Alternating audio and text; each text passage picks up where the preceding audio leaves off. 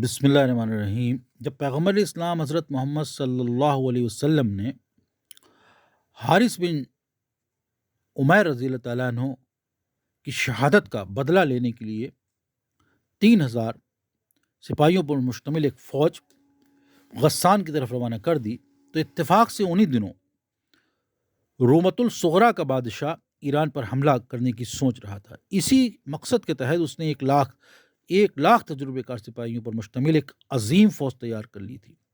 جب رومت الصغریٰ کے بادشاہ کو حارث بن ابی شمیر کی درخواست موصول ہوئی تو اس نے 1 لاکھ فوج اس کی مدد کے لیے روانہ کر دی۔ یہ معلوم نہیں کہ حارث بن ابی شمیر کے پاس کتنی اپنی فوج موجود تھی۔ بعض تذکرہ نویسوں نے اس کے سپاہیوں کی تعداد 10,000 اور کچھ نے 1 لاکھ درج کی ہے۔ آخری عدد کچھ مبالغہ آمیز دکھائی دیتا ہے کیونکہ حارث بن ابی شمیر ایک چھوٹی مملکت کا کٹ پتلی بادشاہ تھا اور اس میں اتنی عظیم فوج جمع کرنے کی استطاعت نہیں تھی۔ اگر بالفرض حارث کے پاس اپنی کوئی فوج نہ بھی ہوتی تب بھی 1 لاکھ کا رومی لشکر مسلمانوں کے صرف 3000 سپاہیوں کے مقابلے میں ایک عظیم اور طاقتور فوج کی حیثیت رکھتا تھا۔ بہرحال یہ دونوں فوجیں جنگ موتا کہلاتی ہے۔ جنگ موتا کے مقام پر ایک دوسرے کے سامنے صف آرا ہو گئیں۔ موتا کا علاقہ حارث بن شمیر کی مملکت غسان میں واقع تھا۔ اسلامی تذکرہ نویسوں نے لشکر اسلام کی قیادت کے بارے میں 2 مختلف روایات نقل کی ہیں۔ پہلی روایت یہ ہے کہ جب لشکر اسلام مدینہ سے روانہ ہوا تو پیغمبر اسلام حضرت محمد صلی اللہ علیہ وسلم نے اپنے خواندہ فرزند زید بن حارث رضی اللہ تعالیٰ عنہ کو اس کی قیادت سونپی تھی۔ دوسری روایت یہ کہتی ہے کہ حضرت علی رضی اللہ تعالیٰ عنہ کے بھائی جعفر بن ابی طالب رضی اللہ تعالیٰ عنہ کو اسلامی فوج کا سربراہ مقرر کیا گیا تھا۔ بہرحال 1 لاکھ رومی سپاہی جنہیں روم کے بادشاہ نے حارث بن ابی شمیر کی مدد کے لیے بھیجا تھا ہر طرح سے جنگی تسامات سے آراستہ تھے اور انہیں لڑائی کے مختلف طریقوں میں بھی مہارت حاصل تھی۔ وہ لوگ ہر 6 سپاہیوں پر مشتمل ایک ایسا دستہ تشکیل دیتے جسے لیزن کہتے تھے۔ ہر لیزن 30 گروپوں میں تقسیم ہوتا اور ہر گروہ کو مینی پول کہا جاتا تھا، یعنی ہر مینی پول 200 سپاہیوں کا جتھا ہوتا تھا۔ یہی نہیں بلکہ ہر مینی پول 2 حصوں میں بانٹ دیا جاتا تھا اور ہر حصے کو سنتوری کہتے تھے، یعنی ہر سنتوری میں 100 سپاہی فولادی خود اور زرہ پہنے ہوئے ہوتے تھے۔ ان کی ڈھالیں بہت بڑی اور تلواریں اور نیزے غیر معمولی لمبے تھے۔ لشکر روم کے سپاہی مخصوص جنگی سفارہ یعنی فلنکس کی تشکیل کے فن سے بھی آگاہ تھے۔ اس بارے میں ہم نے جنگ بدر کے باب میں تفصیل سے بات چیت کی ہے۔ جب مسلمانوں کی مختصر سی فوج روم کی عظیم فوج کے مقابلے میں کھڑی ہوئی تو کچھ مسلمانوں نے کہا کہ ہمیں آپس میں مشورہ کرنا چاہیے کہ فی الوقت لڑائی کرنے میں ہماری فتح کے امکانات کتنے ہیں۔ انہوں نے کہا اگرچہ پچھلی تمام جنگوں میں دشمن کی تعداد ہم سے کئی گنا زیادہ تھی، لیکن اس مرتبہ جو دشمن ہمارے سامنے کھڑا ہے وہ ہم سے 40 یا 50 گنا بڑا ہے اور اس کے پاس جو جنگی سامان ہیں وہ بہت ہی انتہائی اعلیٰ اور نئی قسم کے ہیں، جبکہ ہمارے پاس کچھ سپاہیوں کے پاس زرہ آہنی خود تک نہیں ہے اور انہیں کسی حفاظتی لباس کے بغیر میدان جنگ میں اترنا ہوگا۔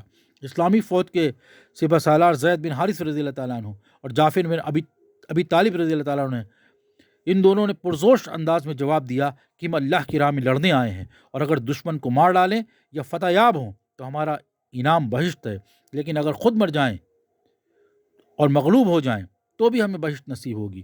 دشمن کی کثرت سے وہی لوگ ڈرتے ہیں جو آخرت پر یقین نہیں رکھتے، لیکن ہم جو یہ جانتے ہیں کہ دونوں صورتوں میں بہشت ہمارا مقدر ہے تو ہم دشمن کی زیادہ تعداد سے خوفزدہ کیوں ہوں۔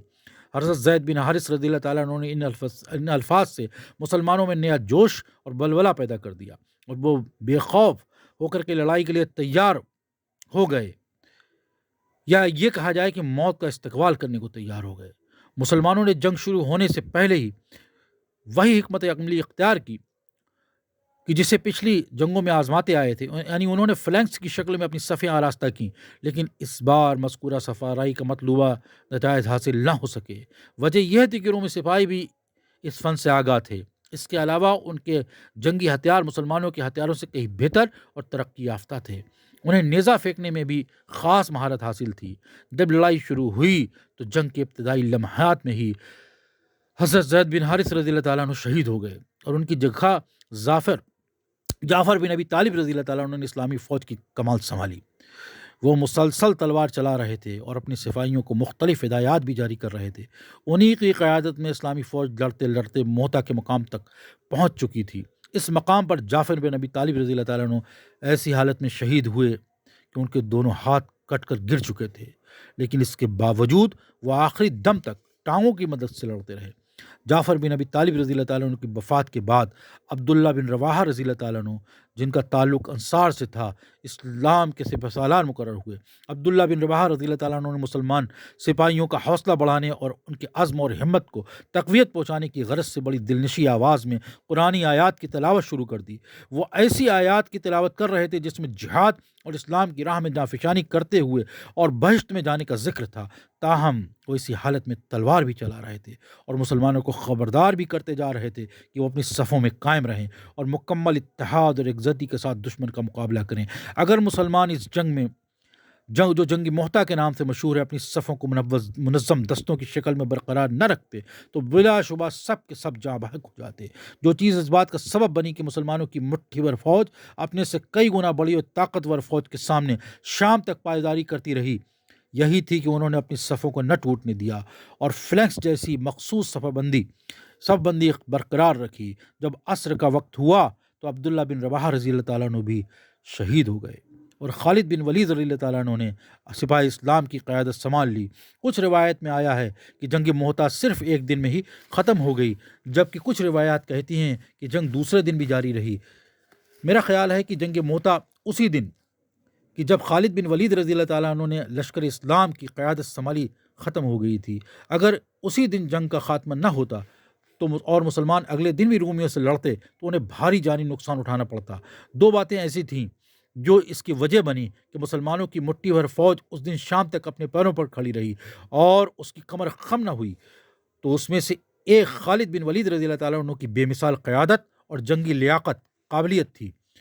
دوسری رات کی تاریکی، اس زمانے میں تاریکی چھا جانے پر لڑائی خود بخود ختم ہو جاتی تھی۔ خالد بن ولید رضی اللہ تعالیٰ عنہ سپاہ اسلام کی کمان سنبھالنے سے پہلے 500 سپاہیوں کے ایک دستے کی قیادت کر رہے تھے۔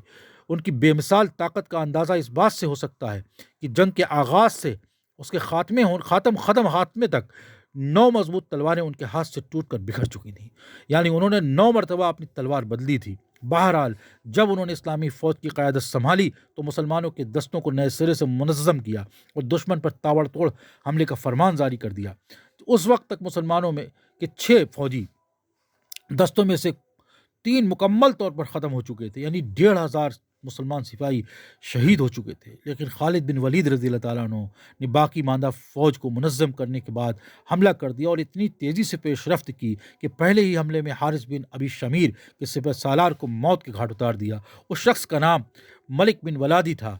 خالد بن ولید رضی اللہ تعالیٰ عنہ کا حملہ حضرت خالد بن ولید رضی اللہ تعالیٰ عنہ کا حملہ اتنا شدید تھا کہ حارث بن ابی شمیر اور روم کے متحدہ فوجیوں کے حوصلے پست ہو گئے اور وہ یہ سمجھے کہ شاید مسلمانوں کو تازہ دم سپاہیوں کی مدد حاصل ہو گئی ہے، تبھی تو وہ اتنے جوش اور بلولے کے ساتھ حملہ آور ہوئے ہیں۔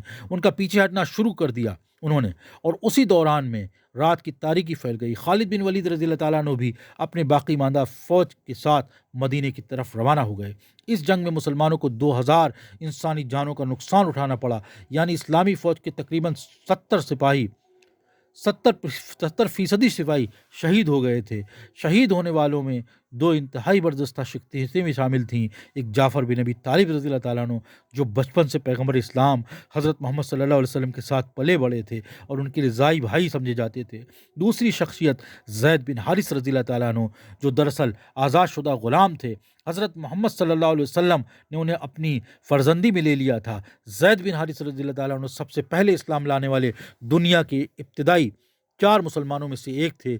روایت ہے کہ پیغمبر اسلام حضرت محمد صلی اللہ علیہ وسلم نے معراج کے سفر میں ایک انتہائی خوبصورت جوشیدہ کو دیکھا جس کے ہونٹ گلاب کے پھولوں کی طرح سرخ تھے۔ پوچھا یہ عورت کون ہے؟ جواب دیا گیا کہ زید بن حارث کی منصوبہ ہے اور بہشت میں آنے پر ان کو ہی نصیب ہوگی۔